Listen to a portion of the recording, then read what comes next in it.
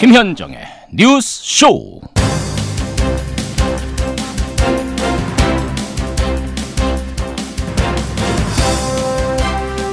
준비는 끝났습니다. 실전만 남았습니다. 애청자 여러분 안녕하십니까? 하루 앞으로 다가왔습니다. 내일 판문점에서 있을 남북 정상회담 준비는 순조롭습니다. 동선과 채광과 취재 장비까지 모든 점검이 오늘로써 완료가 됩니다. 이제 제일 중요한 부분, 마음 맞출 준비가 돼야 합니다. 비핵화에 대한 진전된 합의 나와야 하고요.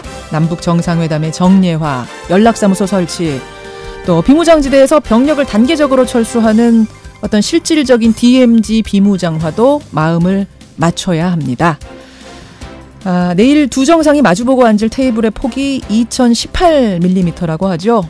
이 2018년이 반드시 특별한 해로 기억되기를 바랍니다. 2018년 4월 27일을 기점으로 판문점이 분단의 상징에서 세계 평화의 상징으로 거듭나기를. 예전 같으면 이런 말이 참 하면서도 공허했는데 이제는 공허한 바람이 아닐 수 있겠다. 저는 점점 더 기대하게 됩니다.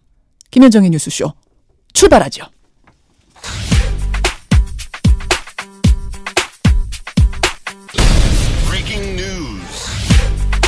김현정의 뉴스쇼가 주목한 오늘의 포인트, 김정훈 기자 나와 있습니다. 어서 오세요, 김 기자. 네. 예, 오늘 첫 포인트 판문점부터 봐야죠. 맞습니다. 한반도 운명을 건 만남이 하루 앞으로 다가왔습니다. 말씀하신 것처럼 준비는 끝났죠.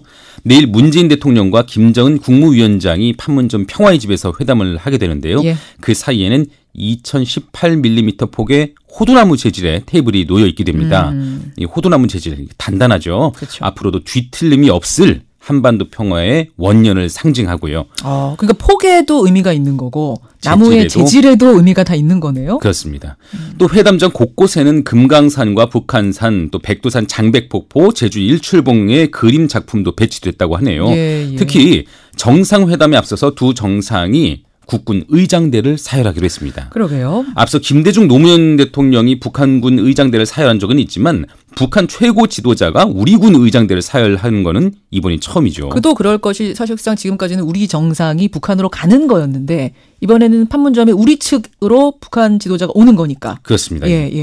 또 두 정상의 부인이 동행할지 여부는 아마 오늘 결정될 것 같습니다. 그래요.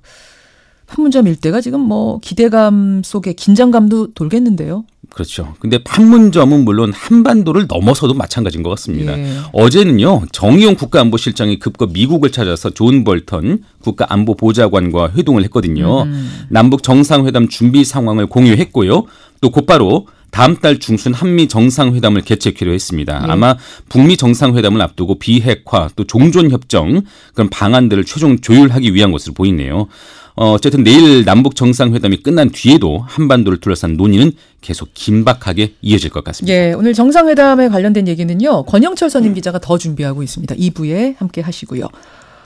다음 포인트 보죠. 네, 드루킹 논란 속에 TV조선 압수수색 무산입니다. 그러니까 드루킹 김모 씨의 댓글 조작 사건을 수사하는 중에 TV조선 기자가 이 느릅나무 사무실인가요? 김 씨 사무실에 태블릿 PC를 몰래 갖고 나왔어요. 여기까지 우리가 알고 있지 않습니까? 경찰이 그 절도 사건을 조사하겠다면서 어제 TV조선을 압수하려고 간 거예요. 그런데 무산됐습니다. 그렇죠.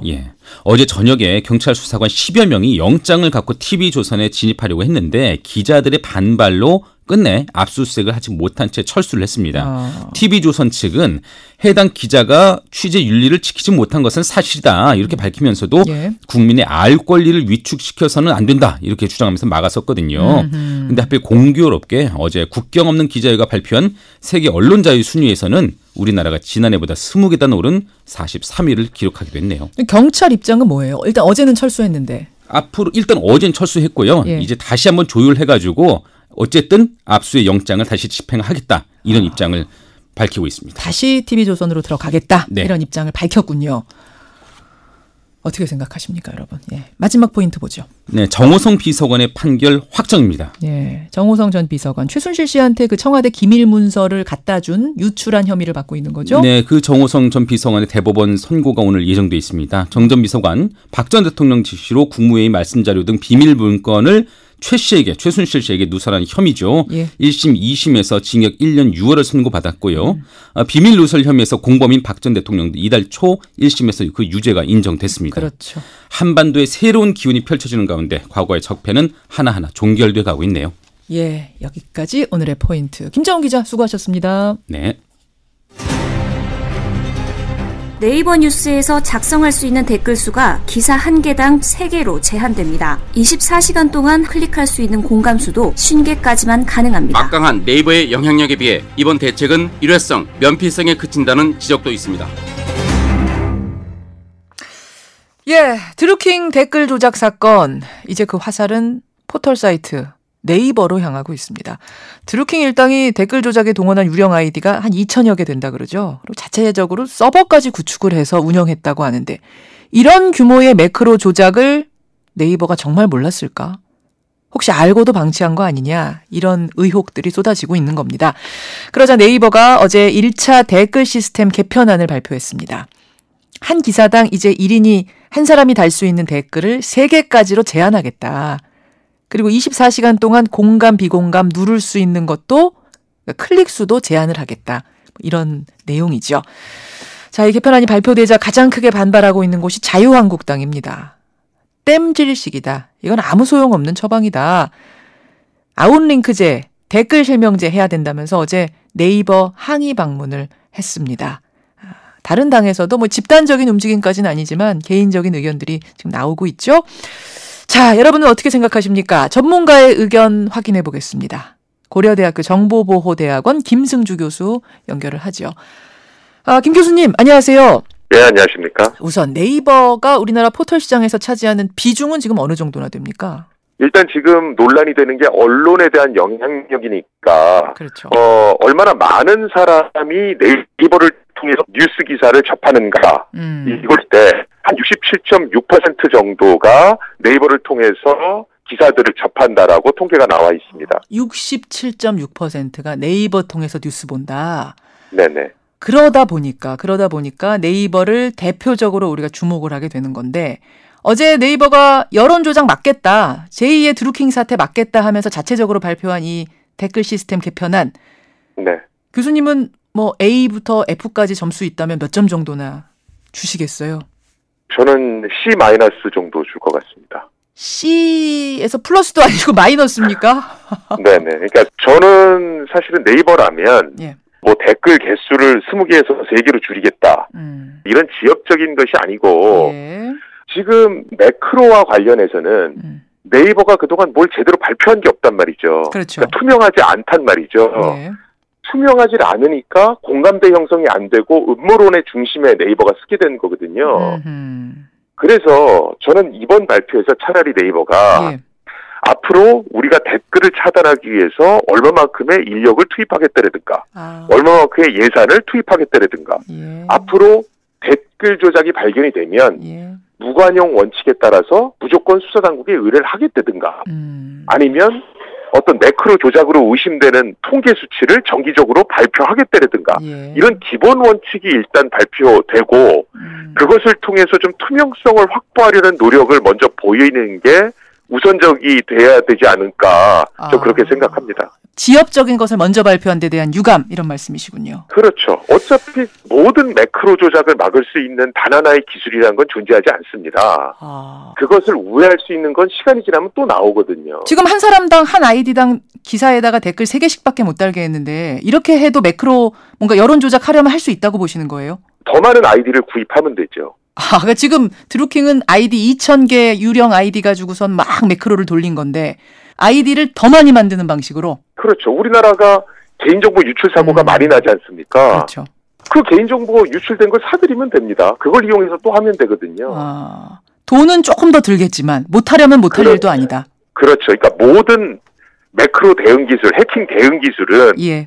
그것을 좀 더 복잡하게 하고 어렵게 하고 돈이 많이 들게 하는 거지 예. 원천적으로 막는 건 불가능하거든요. 그렇군요. 기술이란 거는 계속 뛰는 놈 위에 나는 놈 있고 뭐 이런 식이니까.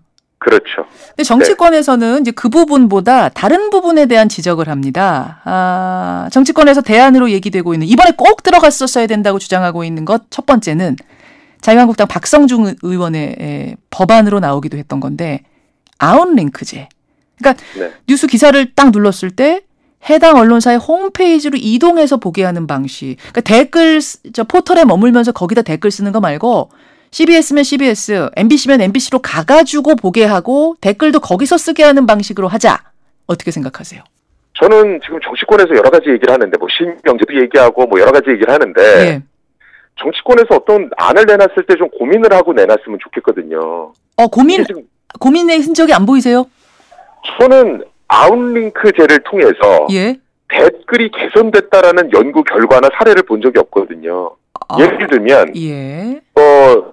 지금 아웃링크 방식을 채택하고 있는 게 페이스북이죠. 페이스북. 그래서 페이스북 같은 경우에는 기사 링크를 담벼락에 올리면 예. 실제 그걸 클릭하면 해당 언론사로 갔다가 다시 페이스북으로 돌아오는 구조를 갖고 있습니다. 그렇죠. 아웃링크 방식이죠. 예.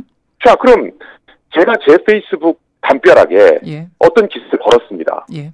그러면 그 기사를 보고 사람들이 해당 언론사 가서 댓글을 다냔 말이죠. 안 그렇거든요. 제 페이스북에 댓글을 달거든요. 다시 돌아온다. 아웃링크 했다가 다시 인링크 안으로 들어온다. 그렇죠. 왜 그러냐면 예. 댓글이라는 것 자체가 예. 사람들이 많이 보는데 노출시키고 싶은 그런 욕구가 있거든요. 맞아요.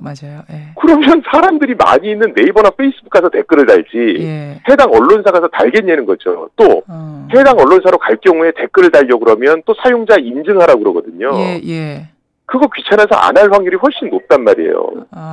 그런데 왜 아웃링크를 주장하냐고요. 자, 그래서 나오는 얘기가 뭐냐면 그럼 아예 포털의 댓글란을 폐지해버리자. 아예 포털에서는 댓글 못 달게 해버리자라는 주장도 나와요. 이건 어떻게 보세요? 그건 교통사고가 많이 나니까 자동차를 없애자는 얘기하고 똑같거든요.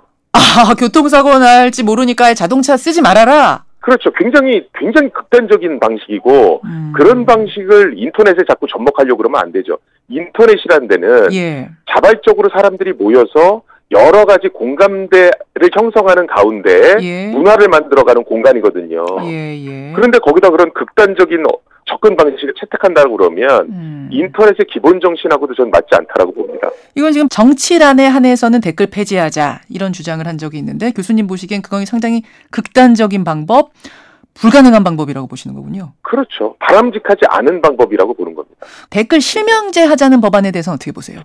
일단 실명제라는 건 예전부터도 논란이 많이 됐었죠. 예. 그렇죠. 그리고 어떻게 실명제를 한다고 치더라도 예. 어떻게 실명제를 할 거냐는 겁니다.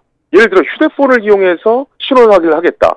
그럼 예를 들어 대포폰을 왕창 사서 그 실명제를 우회하는 방법을 어떻게 막을 거냐는 거죠. 또 공인인증서를 통해서 실명 확인을 하겠다. 예? 지금 공인인증서 때문에 여러 가지 문제가 많이 생겨서 이거 폐지하겠다는 얘기 나왔잖아요. 나오죠. 근데 실명제 때문에 공인인증서를 다시 부활시킬 거냐는 거죠. 그러니까 실명제를 한다라면 뭐로 실명제를 할 거냐는 겁니다. 예. 그 수단에 대한 문제. 또 그것도 우회해서 이거 마음 먹고 조작하려면 얼마든지 할 수도 있다는 말씀. 그렇죠. 그리고 사실 2012년에 이 실명제 같은 경우에는 위헌 판결이 나지 않았어요? 맞습니다. 주민번호를 수집해서 그걸 장기간 보관할 수 없게 돼 있습니다. 예. 그런 상황이기 때문에 댓글 실명제도 또 어려운 얘기다. 그러면 교수님이 생각하시는 대안 개선책은 역시 아까 말씀하신 포털이 적극적으로 감시하고 지금보다 훨씬 적극적으로 모니터해야 된다 이런 말씀. 일단 포털은 기본적으로 기술 개발도 하고 인력도 투입해서 적극적으로 모니터링을 해야 되고요. 예. 예를 들어 매크로를 열심히 탐지해서 댓글 조작 같은 게 발견이 되면 몇 건이 발견됐는지 또 그걸 수사 의뢰해서 결과는 어떻게 나왔는지 이런 정보들을 투명하게 공개를 해야 된다고 저는 생각을 하거든요. 거기서 잠깐. 아까 매크로를 막을 수 있는 기술적인 방법이란 건 불가능하다고 하셨잖아요. 100% 잡을 수 있는 기술적인 방법은 없다라고 그랬죠. 그러면 매크로를 감지는 할 수 있습니까? 기술적으로. 그건 가능합니까? 탐지율을 올릴 수는 있죠. 지금 50%라면 60%, 70%, 80% 계속해서 올릴 수는 있거든요. 그럼 지금보다 그러려면 인력을 더 써야 되고 그 분야에 그렇죠. 돈을 더 써서 기술적으로 뭔가를 또 더 늘려야 하고 이런 투자를 해야 된다는 말씀이군요. 그렇죠. 그런데 거기서만 그치면 안 되고 우리가 몇 퍼센트나 탐지해서 수사 의뢰를 몇 건을 의뢰했고 그 결과가 어떻게 나왔는지도 투명하게 공개를 하라는 겁니다. 그렇게 되면 사람들이 그 수치를 보고 이거 댓글 함부로 했다가는 내가 잡혀갈 수도 있겠네. 이게 그렇게 단순한 어떤 재미삼아서 할 수 있는 게 아니네. 이런 생각이 들 거잖아요. 알겠습니다. 그러면 스스로 억제하려고 들 거라는 거죠. 근데 이제 이런 반론도 나올 수는 있어요. 지금 교수님 말씀하시는 방법이 상당히 이상적인 방법이지만 지금 당장 그게 어렵다면 좀 해볼 수 있는 것부터 해보자. 그래서 아웃링크제를 한다든지 댓글 실명제를 한다든지 조금이라도 복잡하게 만들면, 여론 조작하기 복잡하게 만들면 그 방법이 될 수 있지 않겠느냐. 어떻게 생각하세요? 저는 물론 그런 의견이 나올 수 있다라고 봐요. 예. 그런데 제가 묻는 건 아웃링크제가 효과적이었다라는 어떤 근거가 있어야 그걸 하자고 그러잖아요. 그러니까 지금 그게 조사된 게 없어요. 저는 아웃링크가 어떤 효과를 줬다라는 걸 페이퍼 논문이라든가 이런 걸 전 본 적이 없고요. 댓글 실명제도 마찬가지입니까? 실명제는 실제로 그 실명제를 어떻게 그 수단을 확보할 거냐가 예전부터 논의됐잖아요. 거기부터 막힌다. 그렇죠. 어떤 방법으로 실명제를 집행할 거냐는 거죠. 알겠습니다. 예, 고려대학교 김승주 교수와 지금 말씀 나누고 있는데, 그나저나 교수님, 네이버뿐만 아니라 우리나라의 포털 사이트들의 책임감 문제가 강하게 제기가 되고 있어요. 사실 언론사는 아니에요. 언론사는 아닌데 사실상의 언론사 역할을 하고 있다. 여기에 대해서 동의하십니까? 포털 사이트를 통해서 뉴스에 접속하는 비중이 굉장히 높은 건 사실이니까요. 그렇죠. 그게 언론사는 아니냐 이걸 저는 판단할 수는 없을 것 같습니다. 그런데 어떤 여론에 영향을 미치는데 굉장히 중요한 역할을 하고 있는, 그 관문의 역할을 하고 있는 건 사실인 것 같습니다. 예, 그래서 뉴스 편집부터 댓글 관리까지 지금보다 훨씬 더 책임감을 가지고 임해야 되는 근거가 되는 거죠. 그렇죠. 그런데 그 책임감에는 사실은 어떤 투명성 있게 어떤 일을 해야 된다는 것도 따라 붙는 것이고요. 그래요. 알겠습니다. 여기까지 전문가 말씀을 좀 듣고 나니까 정리가 되네요. 그리고 앞으로 네이버를 비롯한 포털 사이트들이 가야 할 방향이 어디인가에 대해서도 정립이 좀 되는 것 같습니다. 오늘 말씀 고맙습니다. 예, 감사합니다. 예, 고려대학교 김승주 교수였습니다.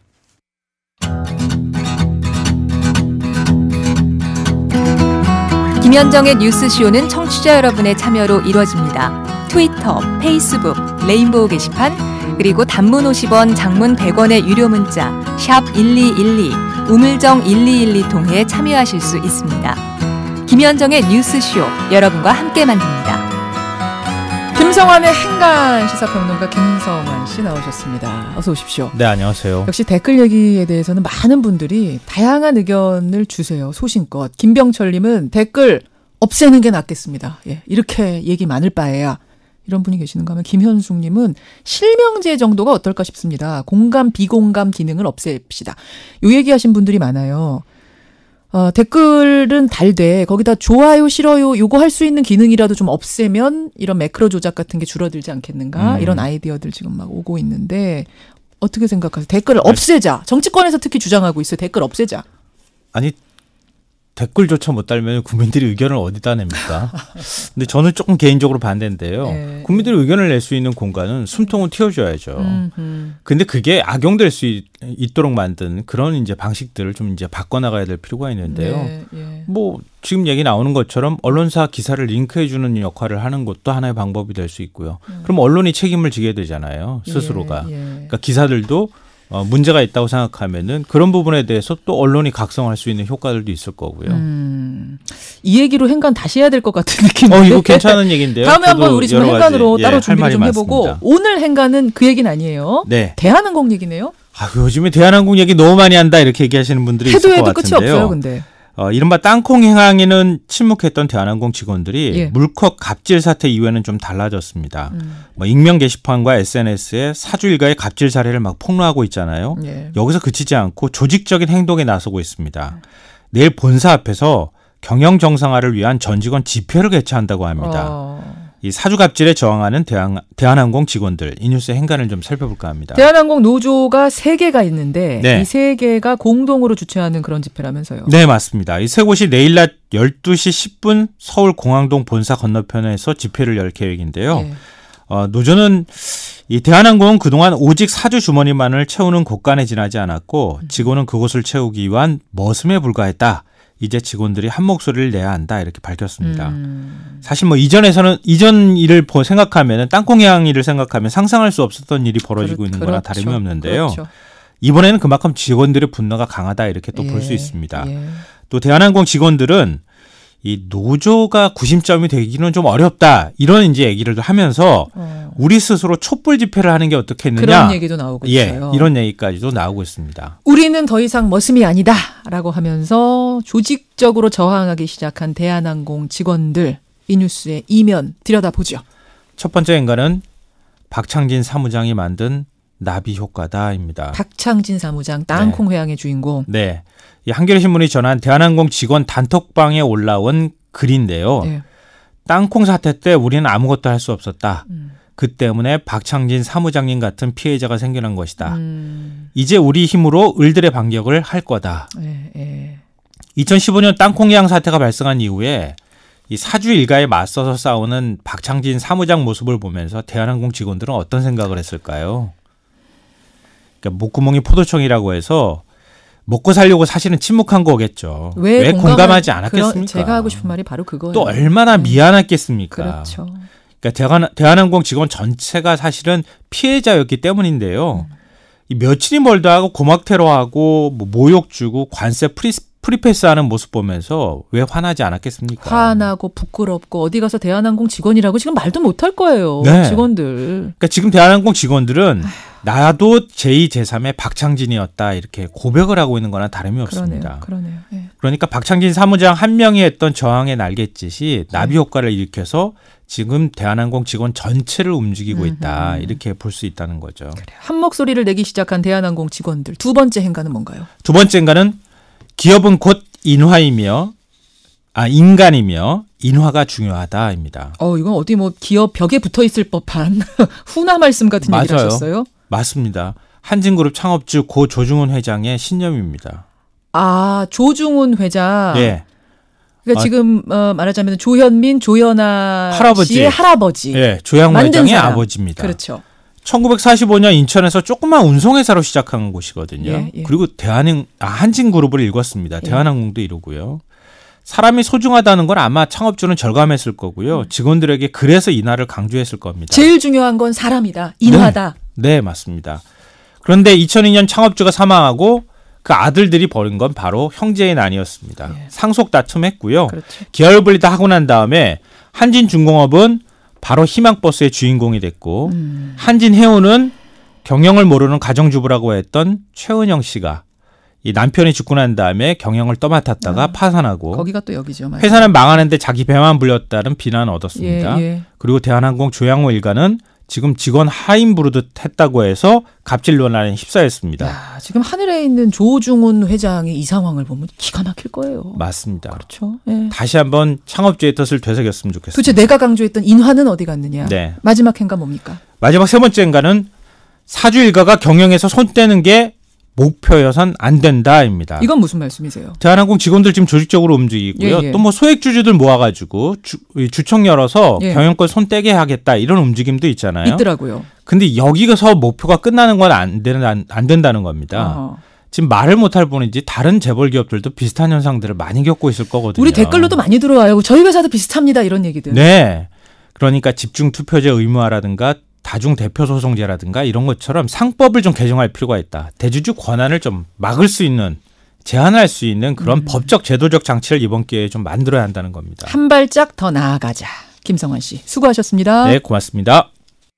양재한님, 그런데 상법 개정이 그렇게 되겠습니까? 재벌이 국회에 다 로비해서 막지요. 2부 갑니다.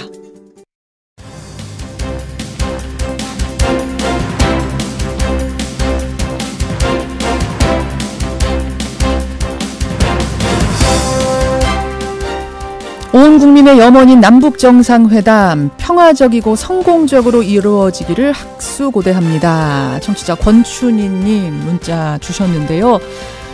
내일입니다. 내일 남북정상회담. 사실 저희가 지금 며칠 동안 남북정상회담에 관한 이모저모 전망들 분석들 보내드리고 있는데 오늘은요 남북정상회담 중에서도 좀 다른 부분 놓쳤던 부분을 권영철 기자가 짚어드리려고 준비 중입니다. 2000년과 2007년 정상회담은 다 평양에서 열렸죠. 근데 이번에는 판문점입니다. 애초부터 판문점은 아니었답니다. 그런데 왜 판문점으로 정해졌을까? 이유가 있답니다. 주목해야 하는 그 이유 권영철의 와인뉴스에서 짚어드리죠. 그리고 어제 저희가 인터뷰 프로그램 끝날 무렵에 짧은 인터뷰를 전해드렸던 별내 신도시의 크린내 사망사고, 쓰레기 집화장 그 사망사고요. 방송 후에 저희가 취재를 해보니까 단순히 정황만 전하고 끝낼 사고가 아니었습니다. 200만 세대가 전국적으로 이용하고 있는 시설인데 이게 여러 군데 구멍 뚫린 곳이 많더군요. 전문가를 연결해서 이 크린내 시설에 대한 이야기들 나눠보도록 하죠. 그리고 오늘 탐정 손수호가 준비된 날입니다. 얼마 전에 세상을 떠들썩하게 했던 증평 모녀 사망 사건. 시간이 지나면 지날수록 반전의 고리들이 발견되고 있습니다.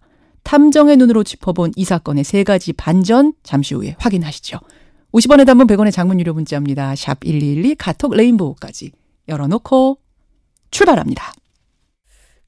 어제 저희가 방송 끝부분에 짤막하게 전해드린 소식이 하나 있었습니다. 바로 별내 신도시의 크린넷 사망사고였죠. 그러니까 한 30대 남성 노동자가 크린넷이라고 불리는 쓰레기 자동 집화 시설을 점검하려고 그 크린넷 통 속으로 머리를 넣자마자 내부에서 흡입기가 작동을 하면서 그 속으로 빨려 들어가 숨진 그런 끔찍한 사고였습니다. 사고 직후에 그 현장을 다녀오신 분 어제 연결해서 정황 중심으로 설명을 어제는 드렸는데요. 하루 종일 파장이 상당했습니다. 전국적으로 200만 세대가 이 크린넷 시설을 지금 이용하고 있고 앞으로 지어지는 신도시에 점점 더 이 시설을 채택할 수 있는데 이대로 괜찮은 건지 좀 더 깊이 알아봐야겠다는 생각이 들었습니다. 그래서 전문가를 수소문해봤어요. 이분 연결합니다. 자원순환사회연대 홍수열 소장 만나보죠. 소장님 안녕하세요. 예, 안녕하십니까. 이 크린넷이라는 게 신도시에만 있는 시설이라면서요? 공기를 통해서 지하에서 그 쓰레기를 자동으로 운반하는 시설이기 때문에 신도시를 지을 때 하수구를 깔듯이 새롭게 설치해야 되는 인프라거든요. 그래서 기존 아파트 단지에는 좀 설치하기 힘든 시설입니다. 그러니까 이거를 쓰레기 재활용 봉투, 종량제 봉투에 쓰레기를 넣어서 이 크린넷 통 속으로 버리면 그 다음에 어떻게 되는 거예요? 그러니까 기존의 쓰레기는 그냥 차에 실으면 차로 운반하는 거잖아요. 네, 이거는 이제 쓰레기를 투입구에 집어넣으면 그 지하로 떨어져서 지하 관로를 통해서 우리가 이제 청소기로 먼지를 공기로 빨아들이듯이 그 진공 상태에서 공기로 빨아들이면 그 쓰레기가 공기 압력을 통해서 이제 이동하는 그런 방식입니다. 그러니까 우리가 집에서 변기 쓰고 물 내리면 그 물이 다 이 관 따라가지고 하수구 따라서 하수 처리장으로 가듯이 오물 처리장으로 가듯이 아파트 앞에 설치된 크린넷에다가 쓰레기를 버리면 그 쓰레기가 다 관을 타고서 한 집화장으로 쓰레기 수거장으로 모이게 돼 있는 거군요. 그렇죠. 이제 지하의 관로를 통해서 눈에 보이지 않는 지하로 다 쓰레기가 이동하게 되는 거죠. 그 무거운 쓰레기를 이동시키려다 보니까 안에서 빨아들이는 흡입력이 상당히 세다고요. 그렇죠. 이제 아파트 전역에 깔려있는 관료의 길이가 총 연장을 따지게 되면은 뭐 10km에서 40km까지 되는 것도 있거든요. 거미줄처럼 막 돼 있군요. 그런 촘촘하게 이제 깔려있는 관로에서 그 공기를 통해서 쓰레기를 운반을 해야 되니까 아무래도 그 공기의 흡입력이 강할 수밖에 없고요. 작업하시는 분이 투입구에 이제 머리를 넣으시게 되니까 성인이라고 하더라도 이제 빨려 들어갈 수 있는 그런 위험성을 충분히 가지고 있죠. 알겠습니다. 그러니까 그 흡입력이라는 게 원활하게 이동시키기 위해서 한 7, 80kg도 흡입할 수 있을 정도로 강하게 설계가 돼 있다. 그러니까 안전이 굉장히 중요한 거잖아요. 그래서 뚜껑이 닫혀야만 흡입이 시작되도록 설계는 애초에 그렇게 돼 있다면서요. 근데 이번에는 뚜껑이 열린 상태에서 그 남성이 그 내부를 좀 보려고 머리를 넣었다는 건데 어떻게 흡입기가 작동한 겁니까? 뚜껑 열려 있는데. 그 부분은 아마 좀 안전 그 실태 조사를 통해서 조금 더 확실하게 그 결과를 봐야 되겠지만 일단은 그 정상 가동 상태가 아니라 보수 중이었기 때문에 뚜껑이 열린 상태에서 의도적으로 전력을 가동시킨 가능성도 있는데요. 그렇다고 하더라도 시설의 사고 방지를 할 수 있는 자동 안전 장치들이 2중 3중으로 되어 있었는지 그리고 작업 안전 매뉴얼들이 있었는지 그런 안전 매뉴얼이 정상적으로 지키고 있었는지 뭐 사전에 교육을 받았는지 사실 해봐야 될 것들이 굉장히 많이 있다라고 생각을 합니다. 그러니까 작업자의 부주의였다라고 하면은 뭐 상황이 조금 더 단순해질 수 있겠습니다. 근데 문제는 고장이 난 상태에서 머리를 넣었더니 흡입기가 작동한 거다. 이러면은 이거는 상황이 상당히 심각해요. 왜냐하면 저희가 취재를 쭉 해보니까요. 예. 이 크린넷은 이 별내 신도시 이 사고 난 곳뿐 아니라 다른 곳에서도 고장이 상당히 잦기로 유명하더라고요.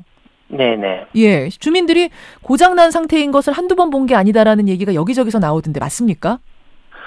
지금 자동 지파 시설 크린넷이라고 하는 것이 이제 스웨덴에서 처음 개발돼서 이제 유럽이나 이런 쪽에서 많이 활성화된 시설들이거든요. 스웨덴이요? 예. 그래서 쓰레기 종량제 봉투를 통해서 쓰레기를 배출하고 운반하는 우리나라 시스템에서 그 외국에서 개발됐던 이 관로 시스템이 그 원활하게 작동하지 않을 수 있는 그런 가능성들을 갖고 있는 거거든요.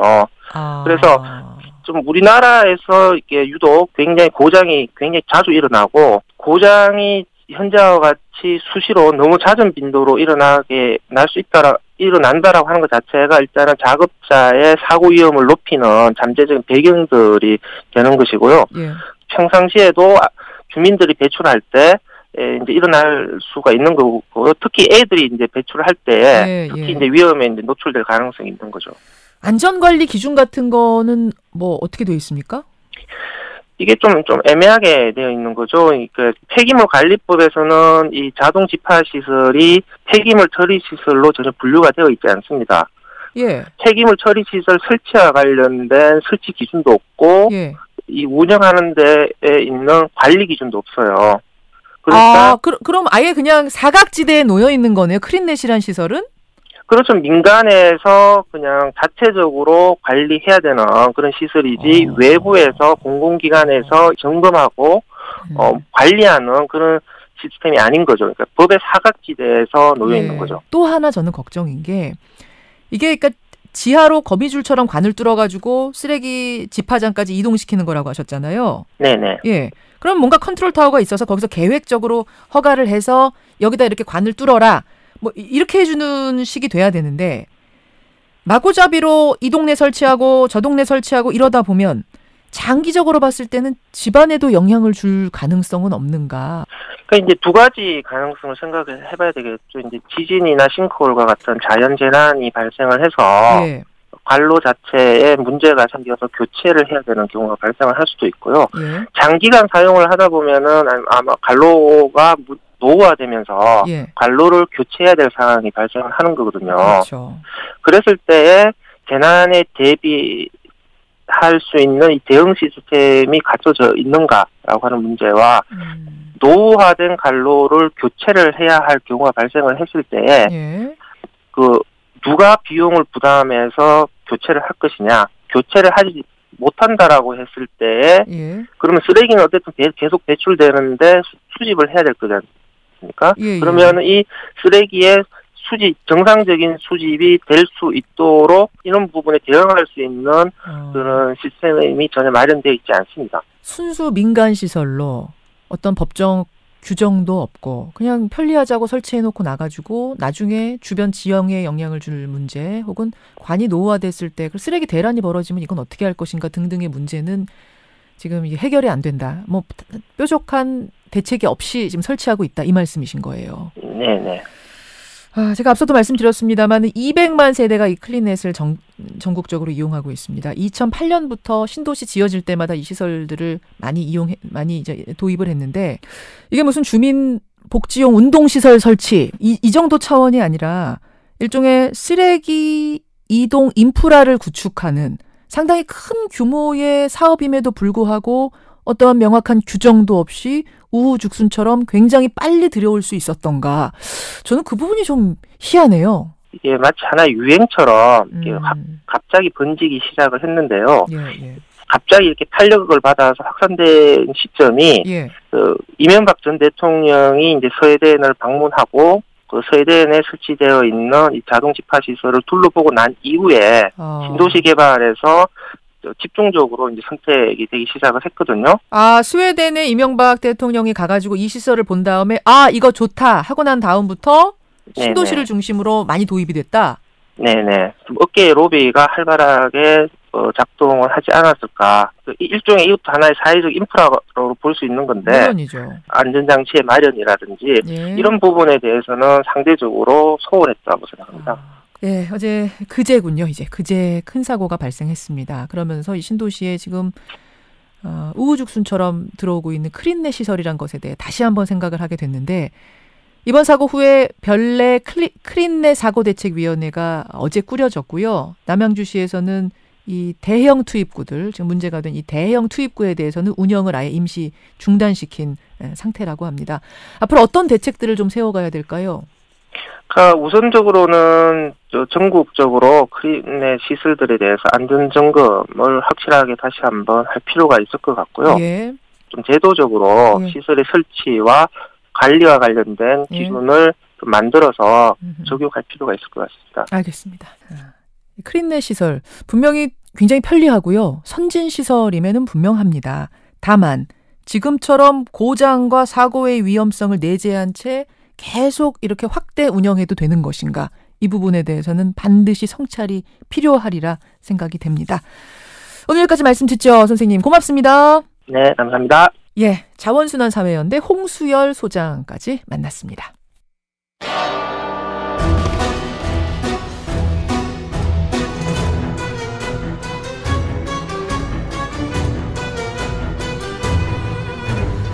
탐정의 눈으로 사건을 들여다봅니다. 탐정 손수호.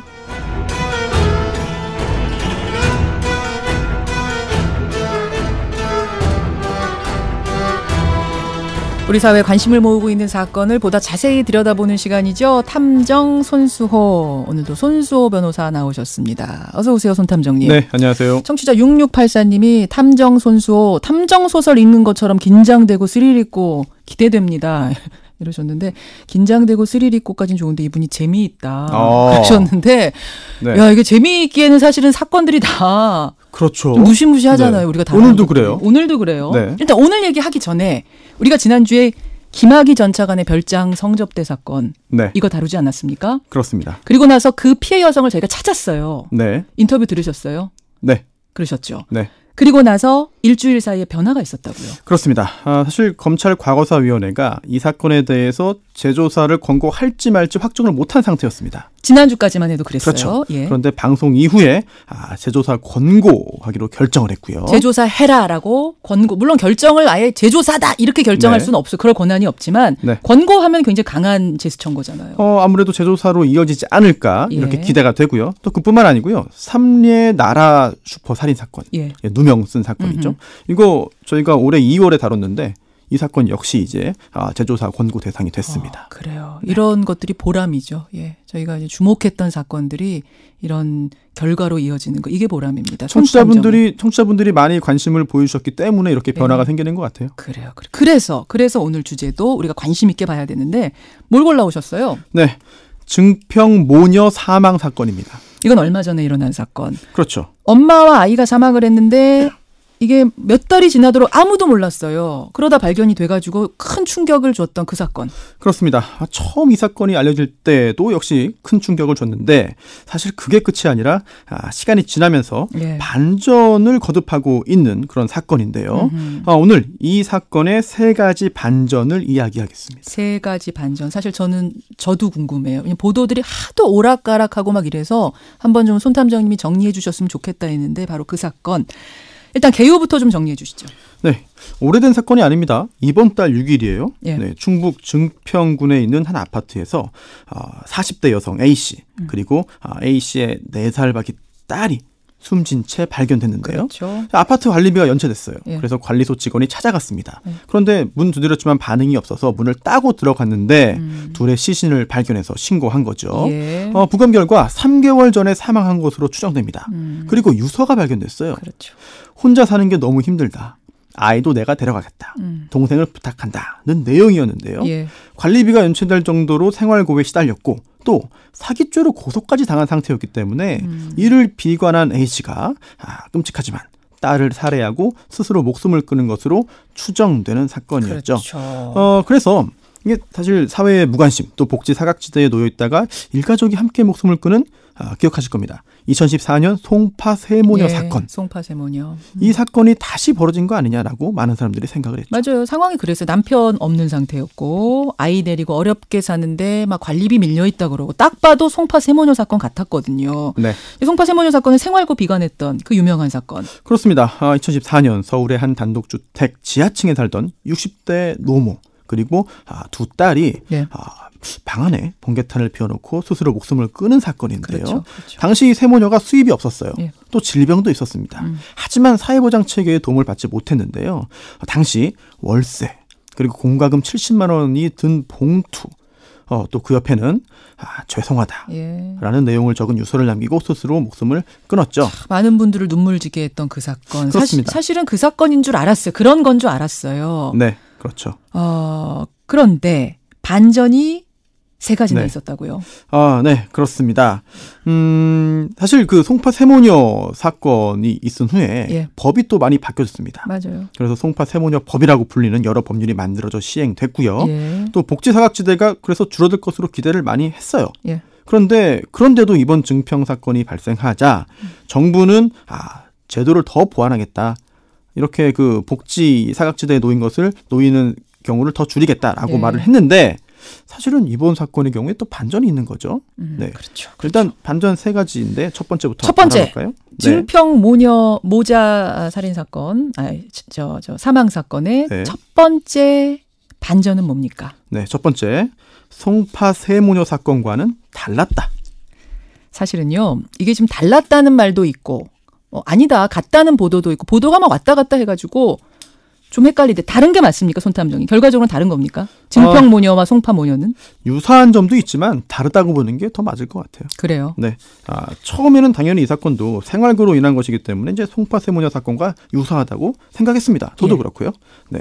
하지만 이 증평 사건의 경우에는 이 송파의 경우와 달리 당장 극단적인 선택을 해야 될 정도로 형편이 어려웠던 건 아닌 걸로 보여요. 그러니까 요게 좀 핵심적인 거더라고요. 형편이 어땠던 거예요, 이 증평 모녀는? 네, 임대 아파트에 살긴 했습니다. 네, 하지만 이 보증금이 1억 2,900만 원이에요. 보증금 1억 2,900만 원짜리 임대 아파트면은 그 주변 시세랑 좀 비교해 봐야 되잖아요. 네, 실제로 그 지역에서는 이제 비싼 편에 속하는데요. 왜냐하면 바로 인근에 이제 보증금 2천만 원에 입주 가능한 임대 아파트가 있을 정도거든요. 그래요. 또 그뿐만이 아니고요. 이제 건물에 세를 얻어서 식당을 운영했어요. 근데 그 건물을 그 보증금, 임대차 보증금이 1,500만 원이었습니다. 네. 그리고 또 언제든 쉽게 인출할 수 있는 은행 예금도 250만 원이 있었거든요. 또 차량도 본인 명의로 3대가 있었습니다. 그러니까 식당을 운영했으니까 차량이 3대나 있었어요. 그럼 그거 중고 시세 합하면 대략 2,700만 원 정도로 추산이 되는 거죠. 그러니까 이제 송파 모녀, 그야말로 전기가 끊길 지경이었던 송파 모녀 사건하고는 좀 다른 케이스 아닌가. 그 정도는 아니라는 거죠. 사기죄로 고소당한 건 있다 그랬잖아요. 네, 그렇습니다. 근데 이 사기죄로 고소당하긴 했는데 이게 그 캐피털사의 자동차를 담보로 제공하고 이제 그 저당 잡힌 상태에서 이제 그 차를 운영하는 경우 많잖아요. 네, 그런데 실제로 이 사건에서도 그런 상태로 중고차 업자에게 차를 팔았어요. 담보가 잡혀 있는 차를 중고업자한테 팔아갖고 사기로 걸린 사건이 하나 걸려 있었군요. 네, 이 부분은 좀 잠시 후에 자세히 좀 말씀을 드리겠고요. 어떤 업자가 사기를 당했다면서 고소를 한 겁니다. 또 은행빚도 상당히 있었어요. 대출. 네, 하지만 뭐 공과금이나 관리비를 체납할 정도는 아니었다고 보는 게 타당하죠. 그렇죠. 뭐 보통 사람들 대부분 대출 조금씩 갖고 있으니까 그게 생활고라고 할 수는 없다. 그렇다면은 생활고를 비관해서 이런 끔찍한 일을 저지를 정도로 심각한 상황은 아니지 않았나라고 생각됩니다. 실은요. 이 사건이 일어나자마자 알려지자마자 저희가 바로 취재에 들어갔었습니다. 그때 뉴스쇼에서. 근데 저희가 주변 취재를 쭉 해보니까 생활고 때문이 아니라는 얘기가 여기저기서 나오는 거예요. 인터뷰를 진행하다가 사실은 중단시켰던 기억이 저도 있거든요. 그러면 경제적 어려움이 있긴 했지만 그것 때문에 목숨을 끊을 정도는 아니었다면 진짜 이유는 뭘까? 손탐정의 눈으로 보는 진짜 이유는 뭡니까? 사실 작년 9월에 이 A씨의 남편이 사는 게 힘들다면서 스스로 목숨을 끊었습니다. 아, 남편이. 네. 그리고 얼마 후에 이제 함께 살던 친정어머니도 지병으로 사망을 했고요. 예, 예. 이런 일을 겪으면서 극심한 심적 고통을 느꼈겠죠. 우울증 같은 거를 알았어요, 이분이? 그런 가능성이 높아요. 왜냐하면 이 실제로 그 사망한 A 씨 집에 가봤더니 예, 예. 많은 그런 양의 수면제가 발견됐는데요. 예. 이게 처방 없이 구입할 수 없는 약품이거든요. 그렇다면 불면증, 우울증 등의 진단을 받지 않았을까 이렇게 생각됩니다. 그래요. 설사 뭐 정신과까지 안 갔더라고 하더라도 이분이 이제 뭔가 힘들긴 하다는 게 확실해요. 지금 불면증 이런 약품들이 네. 다량으로 발견이 됐다면. 결국 이 사건의 원인이 뭐 단순히 생활고뿐이 아니라 뭐 신변비관의 측면도 있지 않을까라고 생각되는 거예요. 자, 거기가 첫 번째 반전이었습니다. 그렇다면 두 번째는 뭡니까? 증평 모녀 사건. 네, 두 번째. 여동생이 수상하다. 자, 아까 전에 여동생을 부탁합니다라고 유서를 써놓고 사망했다 그랬는데 그 여동생이 수상해요. 네, 이 사망한 A 씨에게는요 여동생 B 씨가 있었습니다. 예.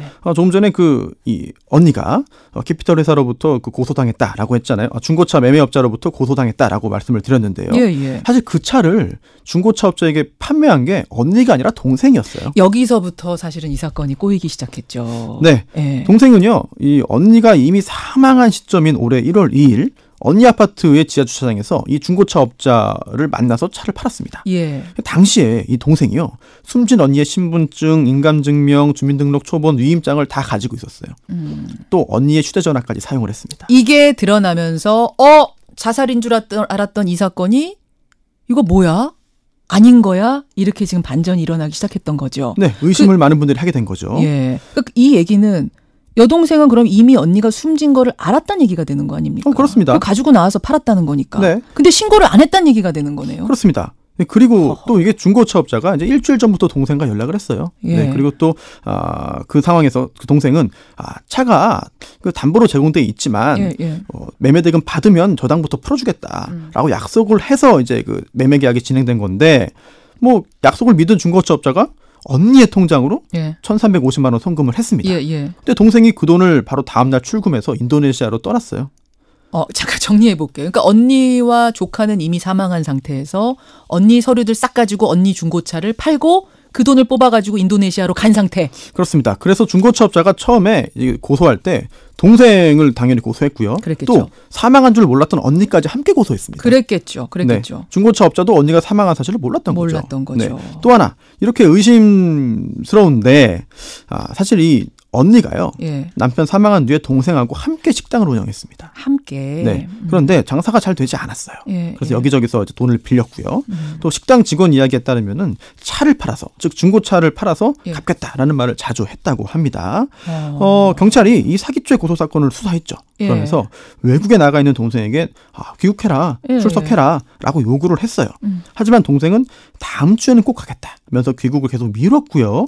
결국 체포영장이 발부됐고 지난주에 이 동생이 인천공항에 입국하자마자 체포된 상태입니다.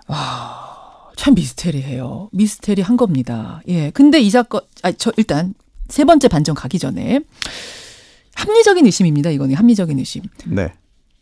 동생이 언니와 조카를 혹시 죽였을 가능성은 없어요. 의심할 만한 건 아닙니까? 이렇게 되면 의심할 만하죠. 그렇죠. 의심할 만하죠. 일단 언니의 여러 가지 그런 서류라든지 이런 것들을 마음대로 사용을 했고 또 그로 인해서 경제적인 이익을 취했고. 그거는 둘째고요. 일단 문을 열고 들어갔는데 언니하고 조카가 숨져 있는데 지금 문을 닫고 나왔다는 거잖아요. 그렇습니다. 서류만 챙겨서. 네. 이게 가능한 얘기입니까? 언니가 죽어 있는데 문 닫고 나오고 신고도 안 한다? 네.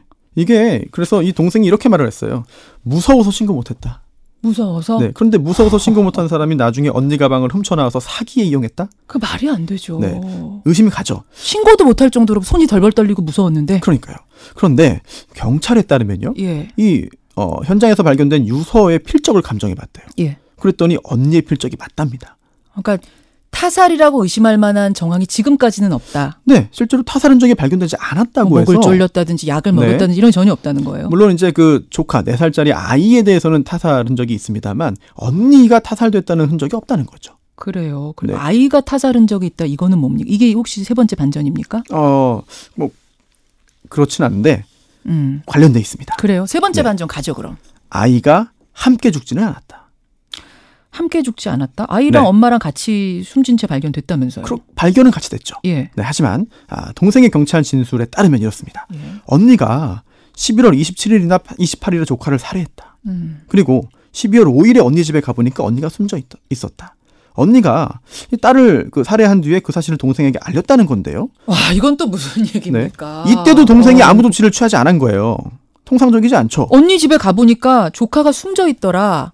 근데 언니가 신고 안 하고 그냥 있더라. 근데 그걸 나는 보고 또 아무 얘기도 안 했다? 그렇습니다. 또 이렇게 그 동생의 진술에 따르더라도 결국은 이 언니는 자기가 죽기 전까지 일주일 가까이 딸의 사체와 함께 생활한 게 되거든요. 그렇게 되네요. 굉장히 충격적이고요. 이러한 동생의 진술이 진실인지 거짓인지 또 계속 궁금합니다. 여기까지입니다, 여러분. 지금 경찰의 조사는 여기까지입니다. 이제부터는 자살이라고 했던 그 사건을 저는 처음부터 다시 재수사해야 될 시점이 아닌가 싶어요. 그렇죠, 손 탐정님? 경찰도 철저하게 다시 수사에 들어간다고 하니까요. 경찰의 최종 결과를 좀 기다려야 될 것 같고요. 아직까지는 어쨌든 뭐 우울증에 의한 자살이라는 거니까 뭐 무조건 의심해야 되는 건 아니니까. 그렇습니다. 네. 여기까지만 봤을 때 우리가 생각해야 할 지점은 어딘지 손 탐정의 마지막 한마디는 뭡니까? 자살 유가족에 대한 안전망도 필요하다. 이 부분 중요하죠. 사실 돈 문제가 이 사건에서 굉장히 중요한 그런 여러 가지 사망의 원인이 됩니다. 애초에 그 남편도 스스로 목숨 끊은 이유가 살기 힘들다는 거고요. 또 식당 운영이 안 됐기 때문에 A씨 언니가 더 힘들어했습니다. 또 동생도 결국은 돈을 목적으로 해서 사기 범행을 저지른 거거든요. 그렇죠. 그런데 만약 돈이 있었으면 이 사건 발생하지 않았을까요? 이 사건은 그건 아닌 것 같아요. 자살이라고 하더라도. 그렇습니다. 연구 결과 따르면은요, 자살자 유가족의 자살 위험이 굉장히 높아요. 자살을 진지하게 생각하는 비율에 대한 응답이 일반인에 비해 8배나 높았고요. 또 남편이 자살한 아내는 일반인 평균의 16배. 또 아내가 자살한 남편은 무려 46배라고 합니다. 이처럼 가족이 자살한 경우에 그 남은 가족들의 자살 위험이 굉장히 크다. 이 점을 잊으면 안 되겠습니다.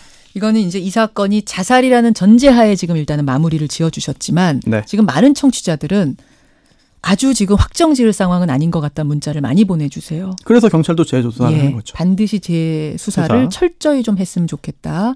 지켜보고요. 손 탐정님, 이 증평 모녀 사망 사건은 이 수사 진행 상황을 꼭 좀 그때그때 알려주시길 부탁드립니다. 네. 손수호 탐정 고생하셨습니다. 네.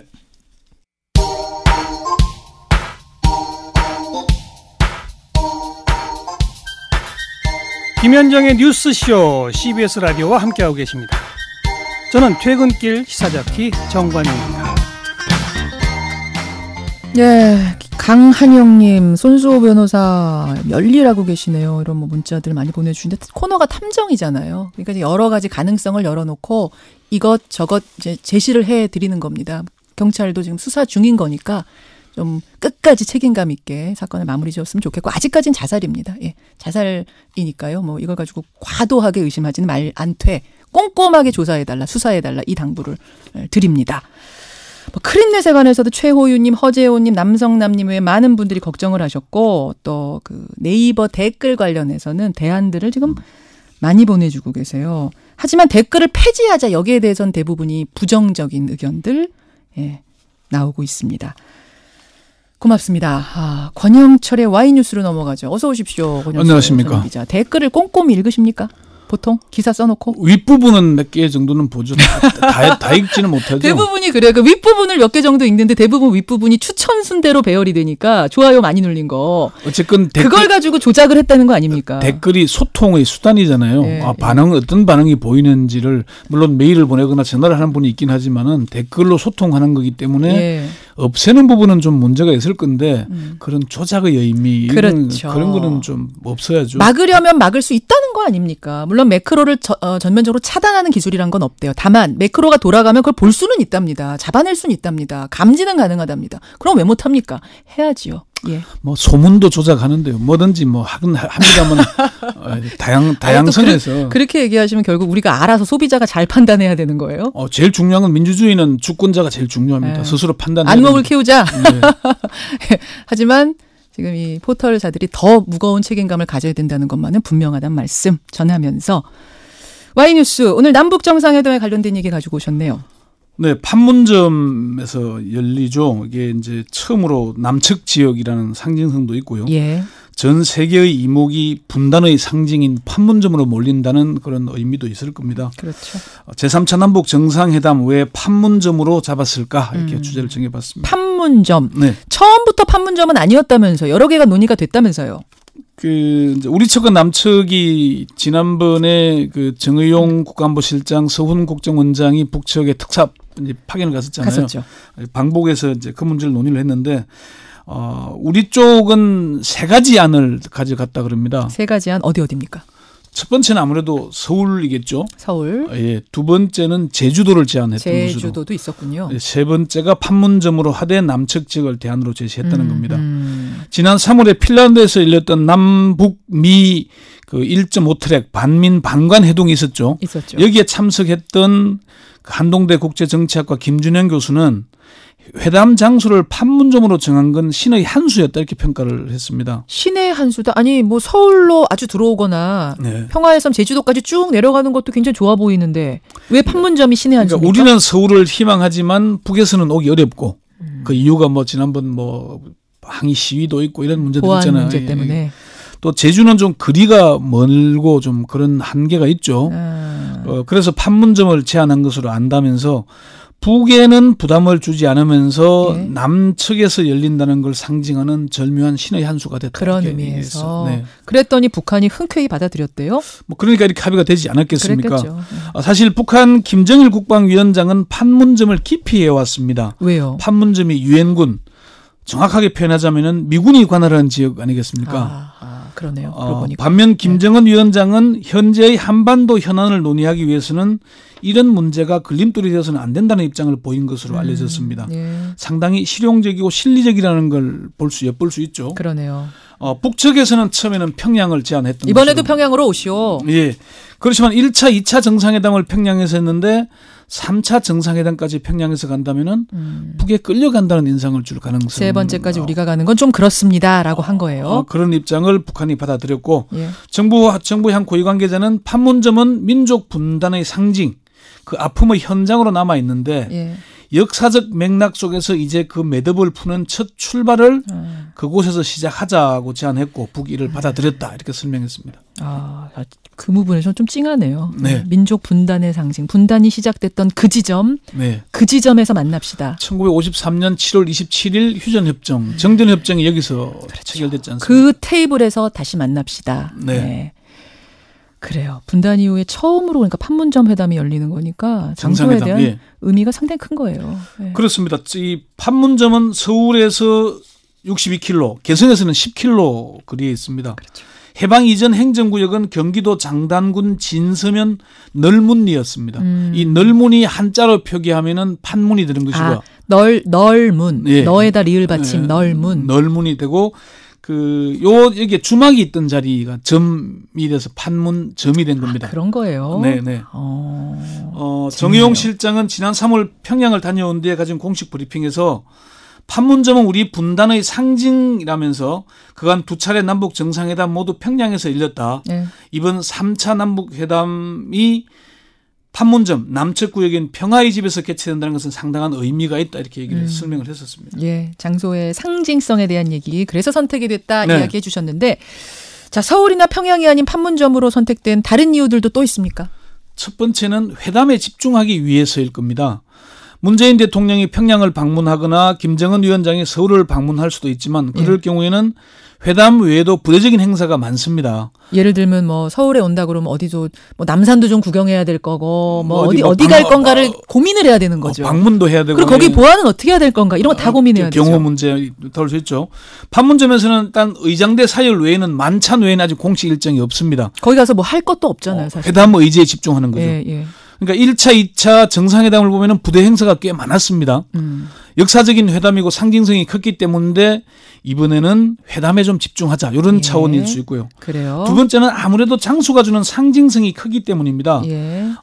전 세계 이목이 집중되고 있으니까 판문점이 이런 남북 정상회담의 상징성 아까 설명한 그 상징성을 그런 거. 세계에 보일 수 있다라는 게 두 번째 이유. 세 번째는요. 그 1차, 2차 남북 정상회담에 참여했던 정부의 한 핵심 관계자는 판문점이 남북 정상회담의 장소가 된 것은 한반도의 평화와 언젠가는 올 통일을 꿈꾸는 사람들에게는 오랜 수건이었다 이렇게 얘기를 했습니다. 수건을 푸는 의미도 있다. 세 번째는 문재인 정부의 평화 로드맵의 한 단계이기 때문이다라는 설명이 있습니다. 평화 로드맵하고 판문점하고 무슨 상관입니까? 홍민통일연구원 북한연구실장은 판문점 평화의 집에서 정상회담이 열리는 것은 문재인 정부가 작년 말에 비장의 카드로 준비한 평화 로드맵의 한 단계에 해당하는 부분이다 이렇게 설명을 했습니다.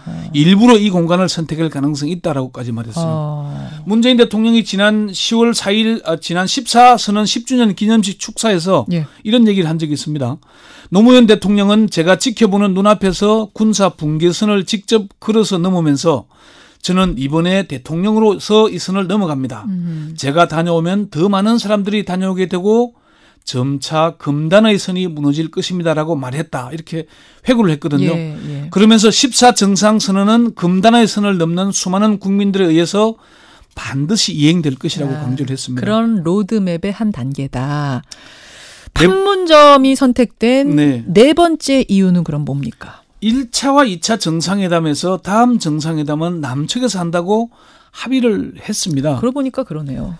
6.15 남북 공동선언 5항 아래에 이제 부가 설명이 있는데 김대중 대통령은 김정일 국방위원장이 서울을 방문하도록 정중히 초청하였으며 김정일 국방위원장은 앞으로 적절한 시기에 서울을 방문하기로 하였다는 문항이 들어있었죠. 그러니까 김정은 위원장의 아버지가 약속을 한 거예요. 아버지가 약속해 준 거예요. 14 남북 정상선언 8항에는 남과 북은 남북관계 발전을 위해 정상들이 수시로 만나 현안 문제들을 협의하기로 하였다는 조항이 있습니다.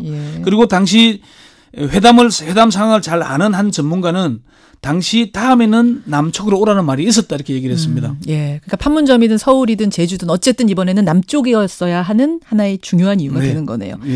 자, 그러면 이유는 알았습니다.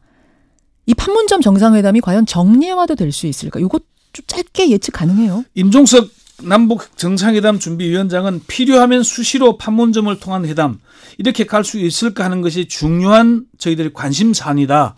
이번에 아마 의제가 고민하는 중요한 의제로 다룰 것이라고 얘기를 했고요. 북한 대학원 대학교 양무진 교수는 정상회담의 정례화, 실무적인 정상회담을 언제든지 할 수 있다는 토대를 마련했다는 의미가 있을 것이다. 이렇게 전망을 하기도 했습니다.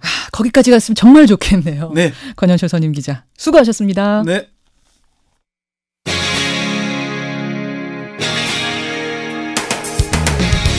여러분께서는 지금 CBS 라디오 김현정의 뉴스쇼를 함께하고 계십니다. 스승의 날을 폐지해 주십시오. 스승의 날을 이제 한 달 남짓 남겨두고 있는데 청와대 청원 사이트에 이런 글이 올라온 겁니다. 근데 알고 보니까요. 현직 초등학교 교사가 직접 올린 글이었습니다. 도대체 어떤 사연이 있길래 스승의 날을 폐지해달라고 스승이 직접 글을 올린 건지 오늘 화제 인터뷰에서 연결을 해보죠. 이리 동남초등학교 정성식 선생님 연결이 되어 있습니다. 정 선생님 안녕하세요. 네, 안녕하세요. 교사가 되신 지는 얼마나 되셨습니까? 올해 19년째입니다. 19년째. 예. 그런데 스승의 날을 없애주십시오. 폐지해 주십시오. 이렇게 글을 올리셨어요? 예. 왜요? 많은 선생님들이 동의를 하시더라고요. 한번 같이 했으면 좋겠다. 학교로 요즘 최근에 정부 포상 계획이 이제 공문으로 전달이 됐는데요. 스승의 날에 표창장 포상 주는 거. 그 공문서를 받게 될 때마다 학교에서는 또 누구를 대상자로 해야 하는지 좀 불편하죠. 그런 공문들을 볼 때마다. 선생님들한테 스승의 날이 불편해졌다는 얘기는 제가 사실은 몇 년 전부터 듣긴 했어요. 네, 그러죠. 어떤 날? 저 같은 경우는 교사가 되면서부터 불편했던 것 같아요. 아니 왜요? 스승의 날인데. 제자들도 이제 19년 정도 지났으니까 제가 첫째자는 주례도 보고 그랬거든요, 작년에. 이렇게 제자들과의 인연도 이어오고 있는데 스승의 날 만나자고 하면 제가 피하는 형편이거든요. 최근에 이제 국민권익위원장의 뭐 카네이션도 학생 대표만 줘야 된다 뭐 이런 식의 보도가 있잖아요. 그 댓글에 달리는 반응들 그리고 교사로 살아가면서 많은 그런 것들에 좀 사기가 떨어지고 그러거든요. 스승의 날의 목적이 교권을 신장하고 스승 존중의 풍토를 만들자라는 건데요. 정부가 그렇게 밝히고 있거든요. 그렇죠. 근데 눈치 보면서 서로 학교별로 대상자 누구 이렇게 추천해가지고 상 받는 걸로 그러면 교권이 살아날까? 또 생일날 당일이 되면 막 편지 써야 하거든요. 오히려 더 먼저 제발 학교로 보내주지 마십시오. 아무것도 보내지 마세요. 편지 써야 되고. 이런 쪽지, 편지, 알림장 이런 것들을 선생님 저도 발령 나면서부터 그런 편지를 보내왔던 것 같아요. 거꾸로. 차라리 좀 조퇴내고 빨리 끝나고 이날은 좀 학교를 좀 떠나고 싶은 날 이렇게 표현하시는 선생님들도 많죠. 실제로 연가 내시는 분들이 계시다면서요. 이제 실제로. 연가까지는 선생님들이 부담이죠. 수업 때문에. 그렇죠. 그러나 수업이 끝나고 나면 뭐 조퇴를 낸다든지 이런 경우도 있고 굵직굵직한 교원단체들이 서로 합의를 해서 교육청과 이날을 대량 휴업일로 지역별로 만들기도 했었어요. 아마 지금도 그렇게 하는 지역이 있는 걸로 알고 있는데요. 그러니까 정리를 좀 하자면 교권은 추락할 대로 추락한 상태에서 아이들한테 카네이션도 가지고 오지 말아라 이렇게 얘기를 해야 되는 심경도 잡잡하고 게다가 포상할 사람 적어내라고 하는데 서로 선생님들끼리 괜히 눈치 봐야 되는 이것도 어색. 이래저래 그냥 불편하시단 말씀.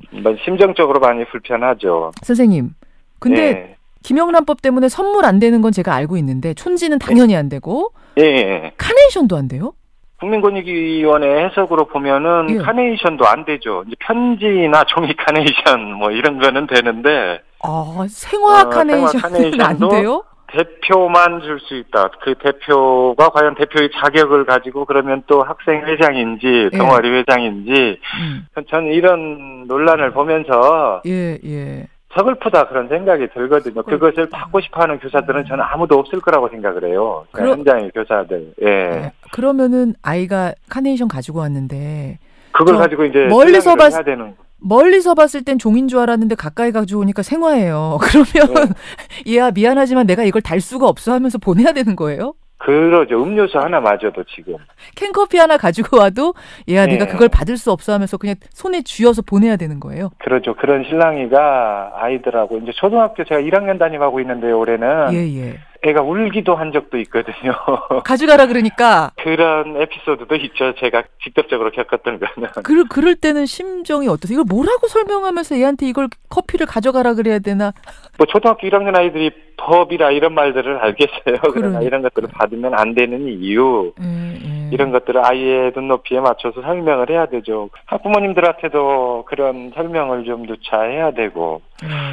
저는 뭐 부정청탁방지법 김영란법 대찬성이에요. 대찬성인데 그런데. 근데 이제 국가가 과도하게 이런 것들을 해석하고 있는 것 같아요. 이런 유권 해석을 국가가 내리고 있는 나라가 과연 뭐는 되고 학생 대표는 되고 법에서 그렇게 규정하지는 않았잖아요. 김영란법은 찬성하지만 이게 좀 상식적인 선에서 이루어져야 되는데 지금은 너무 과한 적용 아니냐. 특히 그리고 학교에서. 이런 것들을 현장에서 받고 싶어라 하는 교사는 1도 없거든요. 요새 유행하는 말로. 불편해요. 좀 심장이.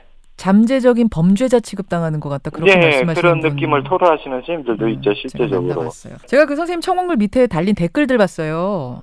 많은 교사들이 댓글을 줄줄이 달아주셨던데. 그러죠. 보통 청원 같은 경우는 그냥 동의합니다 이러는데 구구절절 막 사연을 달아주시더라고요. 절규더라고요, 그 댓글들이. 저도 절규라고 느꼈거든요. 제가 기억에 나는 거 몇 개 좀 적어왔는데 아무에게도 도움이 안 되고 교사들이 제일 싫어하는 날 스승의 날 폐지하는 거 적극 동의합니다. 이런 것도 있고 스승의 날에 교사가 학교에 없는 게 낫습니다. 학교에 있으면 괜히 의심이나 받고 하루 종일 가시방석이에요. 이런 거. 형식적인 스승의 날이 이미 교권이 사라진 학교에서 무슨 의미가 있습니까? 이런 글도 보이고 교권이 사라졌다. 이건 또 무슨 얘기일까요? 현실적으로 여러 통계 수치도 나오고 있는데요. 교권 추락에 대한 이야기. 현재 우리 법적으로 보면은요, 교권 침해는 자주 늘어나고 있는데 그것을 보호할 수 있는 법적인 장치가 아주 미비하거든요. 힐링, 상담, 연수 이게 고작이거든요. 요즘 학교폭력 관련해서도 뭐 학교가 법정이 돼버렸거든요. 그냥 맞아요. 가해자 피해자를 가려서 왜 학교가 이 지경까지 됐는지 모르겠는데요. 서글프거든요. 이런 현실도. 예. 심지어 이제 학생들도 교사의 교육적 지시와 통제에 불응하는 학생들이 들어가고 있어요. 그런데 교사가 아이들 가르치기 위해서 할 수 있는 어떤 아무런 게 없어요. 방편은 아무것도 없는 상황. 네, 한번 와주십시오 해도 안 오면 그만인 거고요. 그렇죠. 교권은 이렇게 땅바닥에 추락했는데 스승의 날 만들어서 뭐 합니까? 뭐 이런 말씀들. 스승의 날을 폐지하자고 교사가 글을 쓰셨다길래 이게 무슨 일인가 했더니 이런 사연이 깔려 있네요. 네. 오늘 학부모님들이 지금 많이 듣고 계시거든요. 우리 교사들의 고충이 어떤 건지. 학부모님들도 스승의 날 학생들도 부담스러워하고 불편해라 하거든요. 이런 그냥 교육의 3주체 교사, 학생, 학부모라고 흔히들 이야기하잖아요. 그렇다라면 이제 청원이 어느 정도 이제 시작했으니까 얼마나 나올지는 모르겠는데 정부에서도 좀 적극적으로 검토해서 많은 국민들이 이렇게 좀 부담을 안고 있다라면 좀 개선 방안을 좀 적극적으로 고민해줬으면 좋겠습니다. 오늘 좀 이해하는 계기가 됐습니다. 오늘 말씀 고맙습니다. 힘내시고요, 선생님. 예, 아유 힘납니다. 고맙습니다. 예, 고맙습니다. 예, 이리동남초등학교 정성식 교사였습니다. 김현정의 뉴스쇼 내일은요 남북 정상회담 특집으로 여러분 찾아뵙겠습니다. 좀 떨리네요. 내일 7시 반에 돌아오죠. 고맙습니다.